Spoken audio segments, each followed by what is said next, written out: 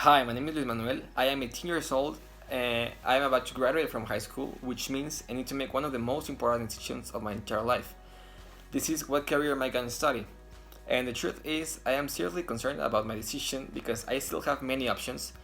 But after investigating all the ins and outs of many careers and narrowing down the options, I think my favorite career and my best option gotta be civil engineering.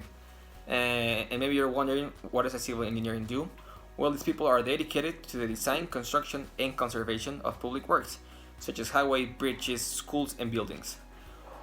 Also, many people think that civil engineering and architecture are pretty much the same career, and even though they complement each other, they are not the same.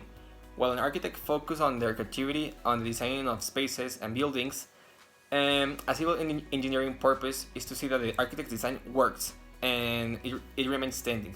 So they have a really close relationship between both careers. Well, and maybe you're wondering why I choose this career. Why civil engineering? Well, I think because I wanted to contribute to my community and to my country with my work, and to create an infrastructure that benefits and helps many people. I understand this is not an easy career like any other. I think this is a specialized area where I need to go into physics, I need to go into math, and in civil engineering, I will have to apply my knowledge in different important topics, such as material resistance, mechanics, statistics, and structure analysis. So this means I'll have to work with a lot of charts, with a lot of histograms, with a lot of algorithms.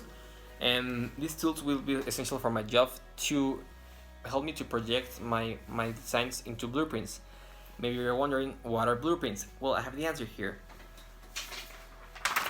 Blueprints. They are graphic representations of an structural or architectural project. But nowadays, digital technologies has changed hugely the way blueprints are made, making it much easier for engineers and architects to do their job. And the most common examples or the most common softwares are two: AutoCAD and AutoDesign. And as I already said, even though civil engineers need a portion of creativity to be able to understand the trends of designs of new buildings and constructions, they are more focused on math and physics. That is why it's important to work along with architects in this career. So you really need to have a really good give and take connections with them and learn how to work along with them. Just remember, two heads are better than one. Also, not always your coworkers may concur with your proposals or your ideas. And also, the way you work might be well accepted by some people. So you must be willing to bargain, willing to negotiate. Put across the table your and their ideas and discuss them. Also, show them higher authority. Use your chain command and power to gain agreement. Be assertiveness. Also, this is an important skill you need to improve, and remind them the influence of your request until both sides, you and your coworkers, are on the same page. Also, another important part is to find ways to reduce costs and managing efficiently the available budget. This includes optimizing the material costs, number one, and number two, finding subcontractors and tier 1 suppliers that maybe not the ones with the cheapest cost, but the most cost effective solutions, including timing, logistics, and very important, reliability. Sorry, this is a very tough word for me. Reliability on the materials and services provided. Also, another important part here is that civil engineers must take in consideration the critical risk factor. So they are always facing several risks. This means they are in charge to identify risk exposure and be aware of any potential danger in any buildings or constructions, following, of course, very strict and very arbitrary rules as well as government regulations. Also, another important part and another important regulatory topics that civil engineers must be aware of are related with the environmental regulations, which means they have to develop the use of sustainable and renewable materials as well as methods to reduce carbon footprints as much as possible. This is because two things.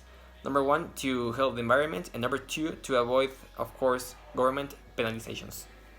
So in conclusion, whenever there is a new regulation, a civil engineer needs to evaluate the impact, number one. Number two, analyze all the different outcomes and consequences.